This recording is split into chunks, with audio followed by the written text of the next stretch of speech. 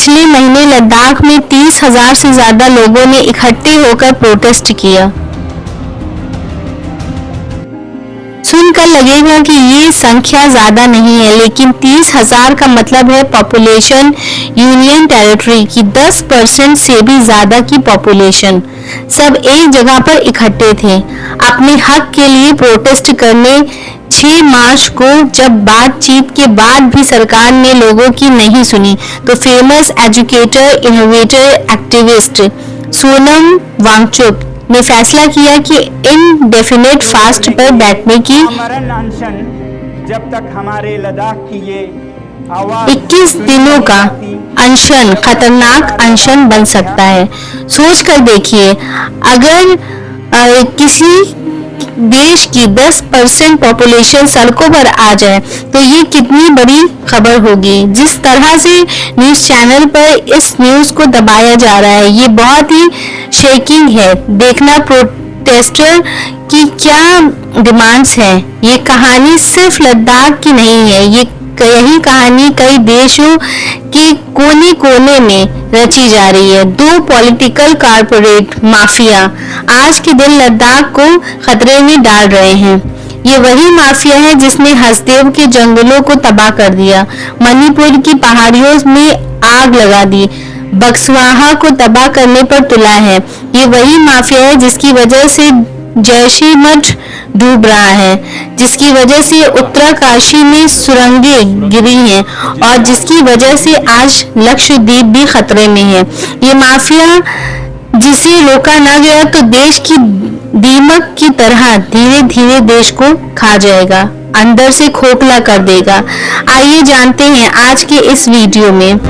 सोनम वांगचुक को अगर दोस्तों आप नहीं जानते तो ये वही इंसान जिनसे इंस्पायर्ड होकर 3 इडियट्स में रैंचो का कैरेक्टर बनाया गया था। जो काम रैंचो ने फिल्म में किया था, दोस्तों वही इनोवेटिव आविष्कार सोनम वांगचुक ने असल जिंदगी में किए हैं। 2021 में इन्होंने इंडियन आर्मी के लिए environment friendly solar heated tents बनवाए थे। इसकी मदद से हमारे जवान को लद्दाख की कड़कती हुई ठंड में भी कंफर्टेबल जगह मिल पाई। इसके अलावा सोनम वांगचुक ने लद्दाख में कई सारी न्यूट्रल सोलर बिल्डिंग्स को डिजाइन किया है और आइस स्तूपास का कॉन्सेप्ट भी यही लेकर आए थे। लद्दाख में वाटर शॉर्टेज से डील करने के लिए इन्होंने कॉन्सेप्ट को इंट्रोड्यूस किया। आर्टिफिशियल ग्लेशियर को यही वजह है। इन्हें थ्रू आउट्स ईयर्स ढेर सारे अवार्ड से सम्मानित किया गया, चाहे वो रमोन मार्क्सेस का अवार्ड हो, ग्रीन टीचर का अवार्ड हो या फिर यूनेस्को की तरफ से अवार्ड हो। क्यों ना हो, तो आज यही सोनम वांगचुक इंडेफिनाइट फास्ट पर बैठे हैं। कुछ तो बहुत सीरियस प्रॉब्लम होगी। प्रॉब्लम है लद्दाख में डेमोक्रेसी की, लद्दाख के पर्यावरण की और लद्दाख के लोगों की राइट्स की। सभी लद्दाख के लोगों की 4 जरूरी शर्तें हैं यहाँ पर। पहला, लद्दाख को कॉन्स्टिट्यूशन को 6 शेड्यूल में डाला जाए। दूसरा, लद्दाख को फ्लेज स्टेटहुड दिया जाए। तीसरा, लद्दाख की तरफ से 2 MP दिए जाएं। करंटली सिर्फ 1 MP लोकसभा में लद्दाख की ओर से है। और चौथा, लद्दाख में secure jobs public commission service establish किया जाए। एक एक करके डिटेल में समझते हैं। पहले ये 6 शेड्यूल क्या है? ये कॉन्स्टिट्यूशन का वो हिस्सा है जो देश की ट्राइबल पॉपुलेशन को प्रोटेक्ट करता है। देश के आदिवासी लोगों को इसके अनुसार ट्राइबल एरियाज में डेमोक्रेसी को बढ़ावा देने के लिए आदिवासी लोग अपने खुद के ऑटोनोमस डिस्ट्रिक्ट काउंसिल और ADCs और ARCs भी कहा जाता है, और बेसिकली इलेक्टेड बॉडीज जिनके पास पावर है ट्राइबल एरियाज को एडमिनिस्ट्रेटर करने की लोकल लेवल पर।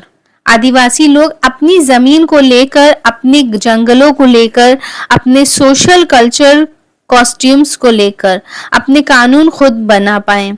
बाहर के लोग आकर उनकी जमीन, उनके रिसोर्सेस को एक्सप्लॉइट ना कर पाए। आज के दिन ये 6 शेड्यूल एप्लीकेबल है।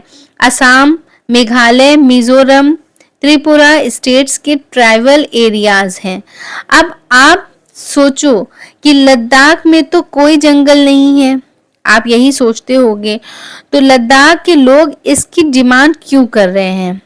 इसके पीछे 3 मेन कारण हैं।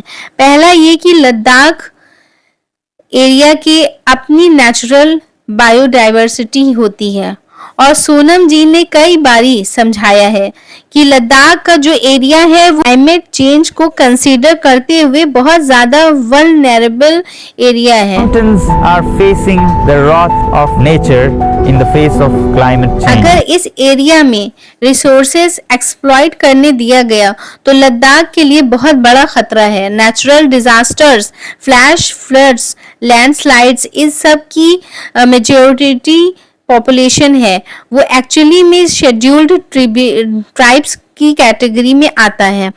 एनसीएसटी के अनुसार लेह में करीब 66.8% पॉपुलेशन शेड्यूल्ड ट्राइब्स की है, कारगिल में 83% और कुछ एरियाज में तो 99 तक जाती है। तीसरा और सबसे बड़ा रीजन 6 शेड्यूल्ड लद्दाख के लोगों को अपना डेमोक्रेटिक आधार देना।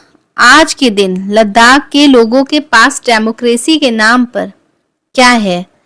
खुद ही सोचिए, सोच कर देखिए। अगस्त 2019 में जब से आर्टिकल 370 हटाया गया था, लद्दाख को अलग यूनियन टेरिटरी बना दिया गया था और जम्मू एंड कश्मीर को अलग यूनियन टेरिटरी। लोगों को 370 हटाने से कोई दिक्कत नहीं थी, लेकिन उसके साथ साथ जो सरकार ने किया उससे दिक्कत थी। जम्मू और कश्मीर पहले फुल स्टेट हुआ करते थे। 2019 के बाद से उसे डाउनग्रेड करके 2 अलग अलग यूनियन टेरिटरीज में बांट दिया गया। यही चीज जम्मू एंड कश्मीर के फॉर्मर गवर्नमेंट सत्यपाल मलिक ने भी 370 कहा। हटाने से ज्यादा इसका बुरा मानते हैं। बिल्कुल, तो किया क्यों ये? इसमें भी मेरी कोई सलाह कि नहीं जम्मू थी, और कश्मीर को तो फिर भी विधानसभा लेजिस्लेटिव असेंबली मिल गई, लेकिन लद्दाख से तो वो हक भी छीन लिया गया। 2019 से पहले जम्मू और कश्मीर फुल स्टेट्स हुआ करते थे, तो लद्दाख की तरफ से 4 एमएलए होते थे, लेकिन आज के दिन ये नंबर 0 बन गया है। दिल्ली भी एक यूनियन टेरिटरी है, लेकिन वहां भी स्टेट लेवल पर एक सरकार एग्जिस्ट करती है, जिसे आप वोट दे सकते हैं, जिसे आप चुन सकते हैं। वो अलग बात है कि सेंट्रल गवर्नमेंट ने दिल्ली सरकार से भी पावर छीनने की जबरदस्त कोशिश की है पिछले कुछ सालों में, लेकिन लद्दाख से तो पूरा का पूरा हक ही छीन लिया गया है। स्टेट लेवल पर तो कुछ है ही नहीं उनके पास जिसे आप वोट देकर चुन सके।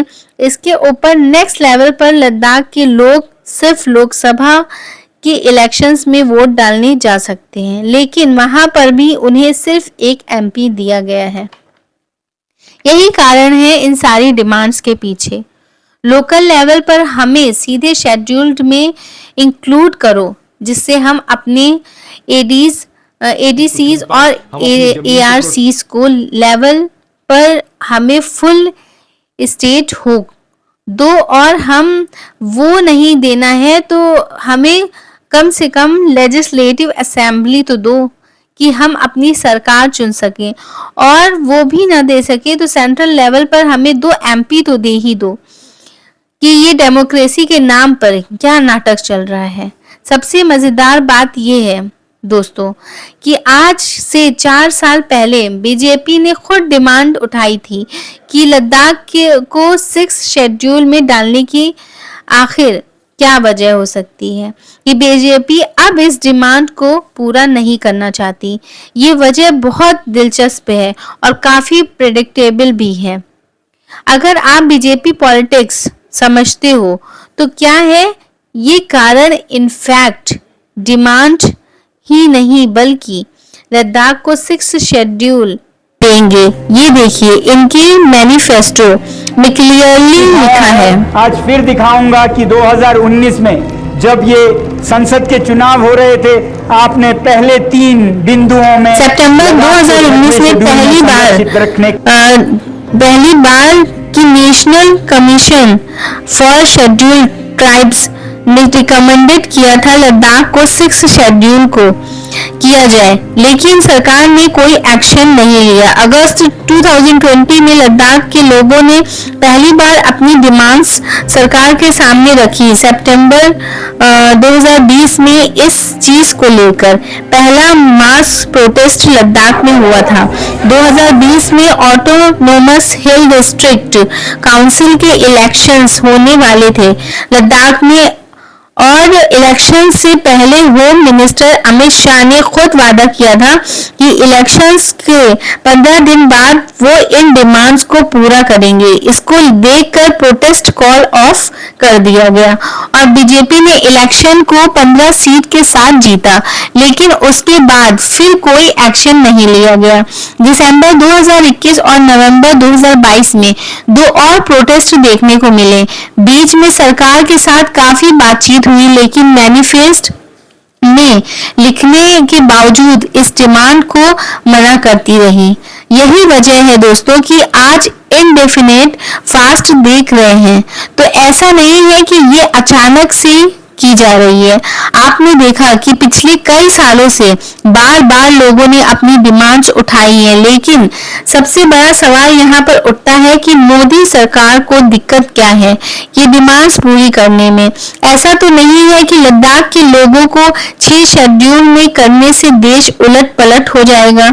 बहुत सिंपल सी डिमांड है और कुछ नुकसान भी नहीं है मोदी सरकार को ये करने में। उन्होंने अपने मैनिफेस्ट में खुद लिखा था। क्या वजह हो सकती है कि यहाँ पर एडीसीज के फंक्शंस के बारे में एक लाइन में पढ़ना चाहूंगी। The district and regional council administrates the areas under their jurisdiction. They can make laws or certain specified matters like land, forest, canal water, shifting, cultivation. Land forest, इसको मतलब है कि अगर लद्दाख को 6 शेड्यूल में ऐड कर दिया गया तो मोदी सरकार के पास ये पावर नहीं होगी कि लद्दाख की जमीन के ऊपर, इसका मतलब लद्दाख की जमीन को, लद्दाख के जंगलों को प्रधानमंत्री मोदी अपने मित्र, अपने फ्रेंड्स को नहीं दे सकते हैं। खनन हो, माइनिंग हो, एक्सप्लोरेशन ओपन अप किया जाए। ऐसा करना न सिर्फ वहां के लोगों से उनका अधिकार छीनना हुआ, बल्कि देश के पर्यावरण के लिए भी खतरनाक होगा। लद्दाख बहुत ही खूबसूरत है, लेकिन इकोलॉजिकली सेंसिटिव हिस्सा है हमारे देश का। यहाँ के पहाड़, यहाँ की वादी इतनी अनोखी है जैसे दुनिया में कहीं और नहीं। दुनिया की सबसे rare and most endangered animals species यहाँ पर पाई जाती हैं, जैसे कि स्नो लेफ्रेड और तिब्बतन एंटीलोप्स। यहाँ की लेक्स का पानी इतना क्रिस्टल क्लियर है, बिल्कुल साफ पानी। आपको यकीन नहीं होगा कि इतनी सफाई भी कहीं हो सकती है क्या। आप अगर कभी लद्दाख गए हैं तो आप जानते होंगे कि यहाँ के लोग मासूम, बहुत मासूम हैं और साफ दिल के हैं। इन लोगों का कल्चर, ट्रेडिशन, ये मोनेस्ट्रीज और फेस्टिवल्स इतने अच्छे हैं कि दुनिया भर से लोग आते हैं इन्हें देखने के लिए। मेरा मानना है कि हर भारतवासी को ये कर्तव्य होना चाहिए कि लद्दाख जैसे एनवायरनमेंट और कल्चरल डाइवर्स को बचाएं। हम ये हमारे देश के अनमोल रत्न हैं। हमारी सरकार आज के दिन इन अनमोल रत्नों को किस तरीके से ट्रीट कर रही है, उससे सरकार की नीयत के बारे में बहुत पता चलता है। आज के दिन मणिपुर कितने महीनों से जल रहा है, सिविल वॉर की हालत में है और प्रधानमंत्री मोदी वहां जाने तक को तैयार नहीं है। लेकिन मणिपुर की इस हालत के पीछे भी एक कॉर्पोरेट एक्सप्लॉयटेशन का कारण है। छत्तीसगढ़ में हसदेव के जंगलों को काटा जा रहा है। कितनी रील्स बन गई जंगलों के बचाने के लिए। माइनिंग के लिए उसे ओपन अप कर दिया गया। सरकार ने ये किसको फायदा मिल रहा है, उससे जनता को या टॉप पर बैठे मिनिस्टर के मित्रों को। ये कहानी सिर्फ लद्दाख, मणिपुर, हसदेव की नहीं है दोस्तों। यहाँ एक बड़े स्केल पर कोशिश की जा रही है देश के जंगलों को बेचने की, देश के पहाड़ों को बेचने की, देश की जमीनों को बेचने के लिए। और इस सब के पीछे कॉरपोरेट एक्सप्लोइटेशन का फायदा है। सिर्फ ऊपर बैठे कुछ चंद लोगों को मिल रहा है उस चीज का फायदा। दोस्तों, वीडियो अच्छी लगी हो तो प्लीज लाइक शेयर सब्सक्राइब जरूर करें। Thank you.